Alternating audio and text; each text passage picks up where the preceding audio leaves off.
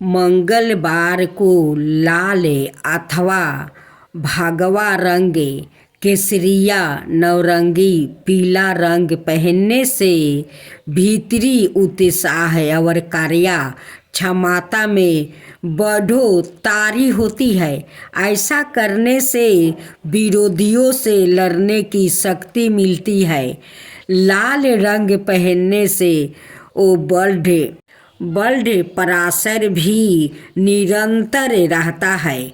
साथ ही साथ लाल रंग सौभाग्य की भी निशानी। अब मंगलवार व्रत का था। प्राचीन समय की बात है, किसी नगर में एक ब्राह्मण चंपित रहते थे। उनका कोई संतान न होने के कारण वो बेहद दुखी रहता था। हर मंगलवार ब्राह्मण वन में हनुमान जी की पूजा करने जाता था। वो पूजा करके बजरंग बली से एक पुत्र की कामना करता था। उसकी पत्नी भी पुत्र की प्राप्ति के लिए मंगलवार का व्रत करती रही।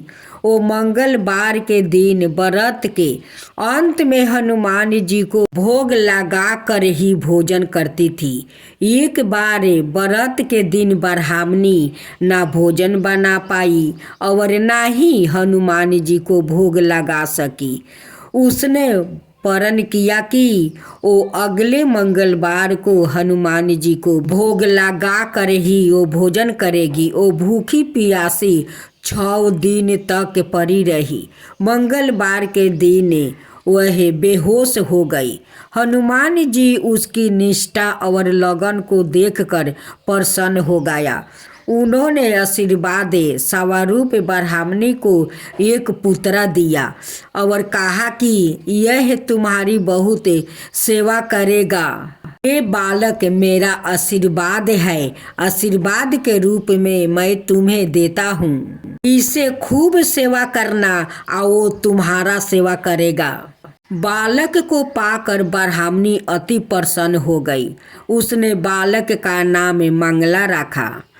कुछ समय उपरांत जब ब्राह्मण घर पर आया तो बालक को देखकर वो पूछा कि वो बालक कौन है। पत्नी बोली कि मंगलवार व्रत से प्रसन्न होकर हनुमान जी ने मुझे यह बालक दिया है। ब्राह्मण को अपनी पत्नी की बात पर विश्वास नहीं हुआ। एक दिन मौका देखकर ब्राह्मण ने बालक को कुएं में गिरा दिया। घर पर लौटने पर ब्राह्मणी ने पूछा कि मंगल कहाँ है। तभी पीछे से मंगल मुस्कुराते हंसते आ गया। उसे वापस देखकर ब्राह्मण आश्चर्यचकित रह गया।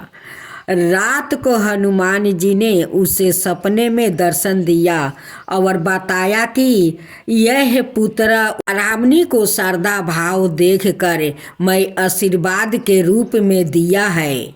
सच जानकर ब्राह्मण बहुत खुश हो गया, जिसके बाद से ब्राह्मण चंपित नियमित रूप से मंगलवार का व्रत रखने लगा। मंगलवार का व्रत रखने वाले मनुष्य पर हनुमान जी की अपार कृपा होती है। तब बोलो पवन सुत हनुमान की जय, बजरंग बली हनुमान की जय। एक जोगी महाराज श्री रामायण जी की कथा सुनाते हैं। उनकी कथा सुनकर लोग आनंद विभोर हो जाता है। जोगी महाराज का एक नियम था। प्रतिदिन वो कथा आरंभ करने से पहले हनुमान जी को कथा सुनाने के लिए वो बुलाते हैं। वहाँ जहाँ पर कथा सुनते हैं वहाँ उन्होंने कथा के स्थान पर हनुमान जी को विराजमान के लिए आसन के रूप में एक गद्दी भी रख देता है। आइए हनुमान जी विराजमान होइए कहकर हनुमान जी का आवाहन करते हैं। उसके बाद 1 घंटा कथा सुनाते हैं। एक धर्मात्मा प्रतिदिन राम कथा सुनने आते हैं। वो भक्ति भाव से कथा सुनते हैं, परंतु एक दिन उनके मन में विचार आया कि महाराज कथा आराम करने से पहले आइए हनुमत जी विराजिए। ऐसा कहकर हनुमान जी को वो बुलाते हैं। तो क्या वास्तव में हनुमान जी यहाँ पर आते होंगे?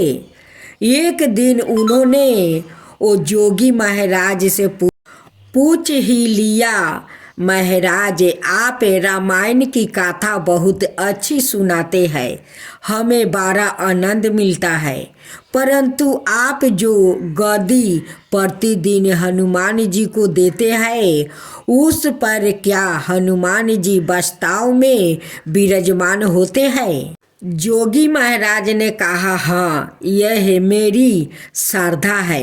हनुमान जी के वचन है कि जहाँ राम कथा सुनाई और सुनी जाती है वहाँ हनुमान जी अवश्य पधारते हैं। उस व्याकित ने कहा, महाराज हनुमान जी यहाँ पर आते हैं, इस पर हम कैसे विश्वास करें?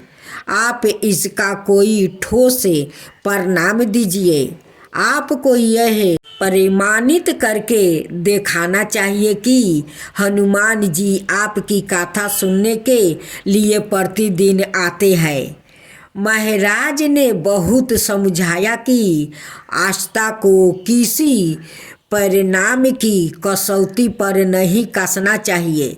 यह तो भक्त और भगवान के बीच का प्रेम रस है, व्याकित गत श्रद्धा का विषय है। आप कहो तो मैं प्रवचन करना बंद कर दूं अथवा आप कथा में आना छोड़ दो, परंतु वो व्याकित नहीं माना। महाराज से कहता ही रह गया कि आप कई दिनों से दावा करते आ रहे हैं, यह बात और स्थानों पर भी आप कहते होंगे, इसलिए महाराज आपको तो प्रमाणित करना ही होगा कि हनुमान जी कथा सुनने आते हैं। इस तरह दोनों के बीच विवाद होता रहा। अंत में साधु महाराज ने कहा, हनुमान जी आते हैं अथवा नहीं, इसका परिणाम मैं कल आपको दिखाऊंगा। कल कथा आरंभ होने से पहले एक प्रयोग करेंगे। हनुमान जी को मैं जिस गद्दी पर विराजित होने को कहता हूँ, आप उस गद्दी को आज अपने घर ले जाना और कल अपने साथ वो गद्दी ले आना। उसके बाद मैं गद्दी यहाँ रखूँगा और कथा का आरंभ करने से पहले हनुमान जी को बुलाऊँगा। कुछ समय बाद आप गद्दी उठा कर देखना। यदि आपने गद्दी उठा लिया तो समझना कि हनुमान जी नहीं आए हैं। यह व्याकित इस कसौटी के लिए तैयार हो गया।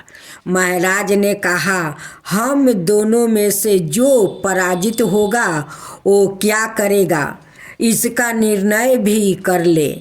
यह तो सत्य की परीक्षा है।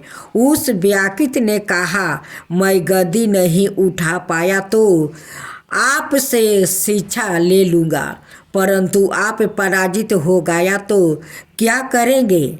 जोगी ने कहा, मैं कथा वचन छोड़कर आपका सेवक बन जाऊंगा। अगले दिन कथा सुनाने के लिए बहुत भीड़ इकट्ठा हो गया। सारे लोग भक्ति श्रद्धा से प्रेम और विश्वास की परीक्षा देखने आ गए। जोगी महाराज और वो व्याकित कथा के स्थान पर आए। उस व्याकित ने गद्दी महाराज के हाथ में दी। प्रतिदिन हनुमान जी को विराजित होने के लिए वो जहाँ गद्दी रखते हैं उसी स्थान पर वो रख दिया गया।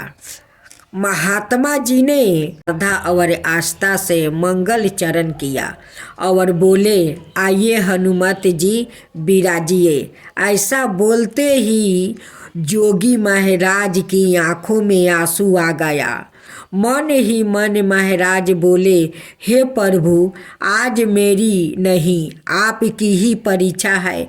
मैं तो एक साधारण सा व्याकृत हूँ। मेरे भक्ति और आस्था की लाज रखना प्रभु। जोगी महाराज ने प्रार्थना की और उस व्याकृत को गद्दी उठाने के लिए वो बुलाया। सभी की आंखें गद्दी पर जम गई। जोगी महाराज बोले, धर्मात्मा जी, आप गद्दी उठाइए। उस व्याकृत ने गद्दी उठाने के लिए हाथ बढ़ाया, परंतु आश्चर्य की बात है यह है कि वो गद्दी को स्पर्श भी नहीं कर पा रहा था। जो भी कारण रहा हो, उसने 3 बार हाथ बढ़ाया, किंतु तीनों बार गद्दी को स्पर्श भी नहीं कर पाया। महाराज देख रहे थे, गद्दी उठाना तो दूर, वह व्याकृत गद्दी को छू भी नहीं पा रहा था। तीनों बार प्रयास करने पर वो पसीने से तर बराते हो गया और व्याकृत समझ गया कि यह साक्षात हनुमान जी ही चमत्कार है और वो साधु महाराज के चरणों में गिर पड़ा और बोला, महाराज, गद्दी उठाना तो दूर की बात है, मेरा हाथ नहीं पहुँच पा रहा है। मैं अपनी हार स्वीकार करता हूँ। जिस प्रकार उस व्याकृत ने कहा था, उसी अनुसार उसने जोगी महाराज से दीक्षा ली और भगवान की सेवा में जोड़ गया।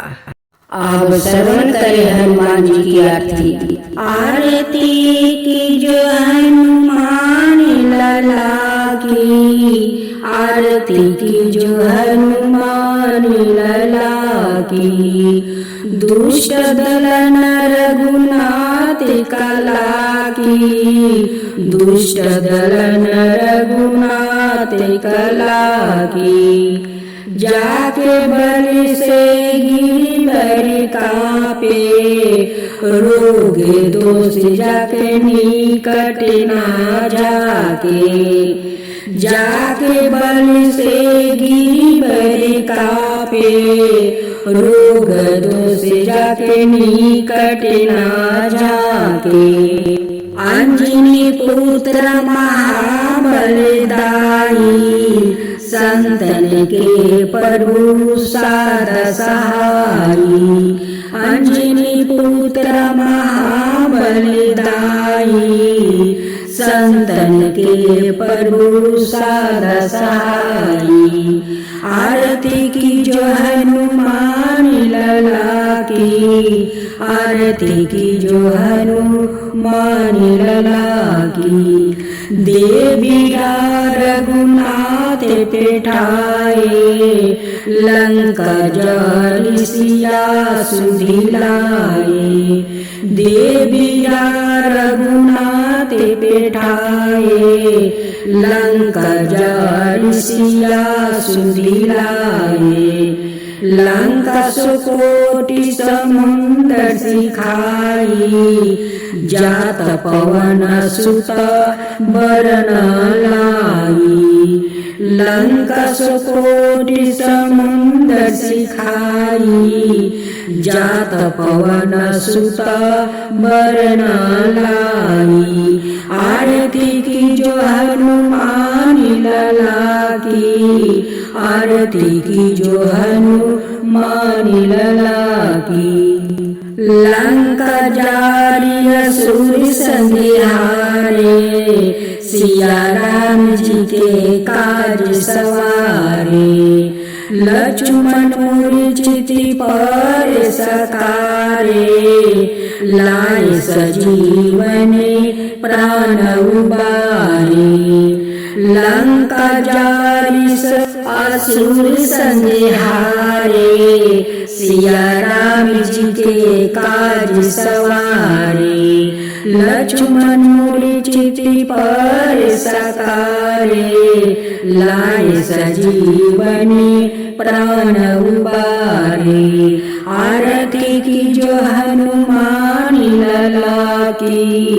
आरती की जो हनुमान लला की, बैठी पताल तोरी जमिकारे, ओही रावण की भुजा उखारे, भई भुजा असुर दल मारे, दहिने भुजा संतन तारे, आरती की जो हनुमान लला की, आरती की जो हनुमान लला की, सुर नर मुनि जन आरती उतारे, जय जय जय हनुमान उचारे, सुर नर मुनि जन आरती उतारे, जय जय जय हनुमान उचारे, कंचन थाल कपूरी लो छाई,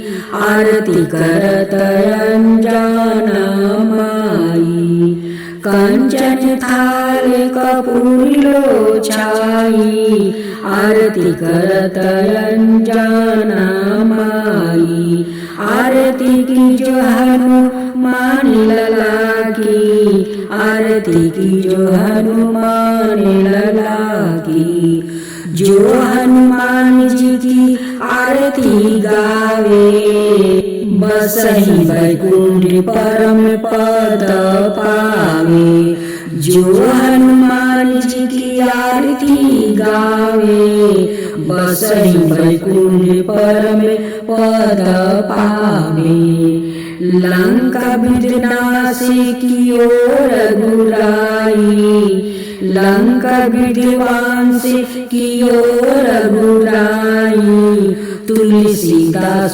स्वामी कीर्ति गाई, आरती की जो हनुमान लला की, दुष्ट दलन रघुनाथ कला की, आरती की जो हनुमान लला की, दुष्ट दलन रघुनाथ कला की।